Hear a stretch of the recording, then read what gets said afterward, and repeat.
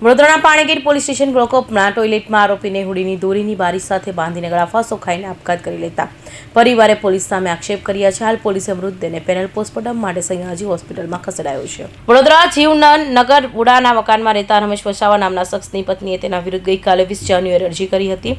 પત્ની સાથે બોલાચાલી કરી મારવાના આક્ષેપ હેઠળ પોલીસ દ્વારા રમેશ વસાવાની અટકાયત કરવામાં આવી હતી. આ ઘટનાના પગલે પોલીસે કલમ BNS 176 મુજબ કાર્યવાહી હાથ ધરી છે. આજે 21 જાન્યુઆરી વહેલી સવારે 4 આરોપી લોકઅપમાં સૂતા હતા ત્યારે રમેશ ઉઠી ગયો હતો અને 6:43 વાગે રમેશ વસાવા ટોયલેટમાં ગયો હતો અને ફાંસો ખાવા માટે બારી સાથે સ્વેટરની દોરી બાંધી 6:48 વાગે બહાર આવ્યો હતો. ફરી 6:49 વાગે તે ટોયલેટમાં ગયો જ્યાં તેને આપઘાત કરી લીધો હતો. હાલમાં પાણીગેટ પોલીસ દ્વારા સમગ્ર મામલે તપાસ શરૂ કરવામાં આવી છે. ઝઘડા કરતો હતો એનું બીજા જોડ પકડાઈ ગયું હતું એટલે ઝઘડો કર્યો. પોલીસ સ્ટેશન 3 થી 4 વાગ્યામાં આવ્યા. પછી અમને ઉપર બેહાડ્યા કે બેસો તમે બહાર. તમે બે બેસી અને મારા ભાઈને માર્યો પટ્ટે. એ સાહેબે માર્યો. નામ ખબર નહીં તો લખવા બે છે ને સાહેબે મને નીચે ઉતાર દીધી. સાહેબ મેં એવું કીધું મારા ભાઈને ના મારશો મારા બાપ. મેડમ મારું એક ને એક મારી માં પણ નહીં મેડમ. મેં મારી બોડી નથી લઈ લઈ જવાની. મને ઇન્સાફ જોઈએ મારા ભાઈનો. હારો હું લઈને આવી છું કે અમે બી ચેક કરો. રાત્રે જમવાનું પણ આલવા આવી.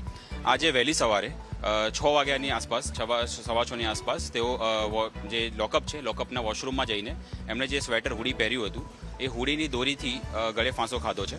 અને જ્યારે બી આ ઘટના સામે આવી તરત જ SDM સાહેબ અને ACP સાહેબને અહીંયા હાજર રાખવામાં આવ્યા છે. ઇન્ક્વેસ્ટ ભરવામાં આવી રહ્યું છે અને જે પણ યોગ્ય કાર્યવાહી કરવાની છે તે હાલમાં ચાલુ છે. અને ઇન્ક્વેસ્ટ ભરાયા પછી SDMની કાર્યવાહી પૂરી થયા પછી તેમને પોસ્ટમોર્ટમ પાસે લઈ જવામાં આવશે અને જે પણ યોગ્ય પ્રોસિજર છે તેને ફોલો કરીને યોગ્ય કાર્યવાહી કરવામાં આવશે અને તેને અનુસંધાને આગળ જે પણ પુરાવા સામે આવશે એના આધારે કાર્યવાહી કરવામાં આવશે.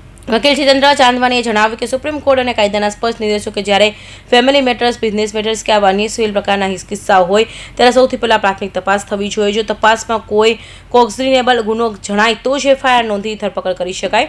કૌટુંબિક બાબતોમાં સીધે ધરપકડ કે અટકાયત કરવી ગેરકાયદેસર છે.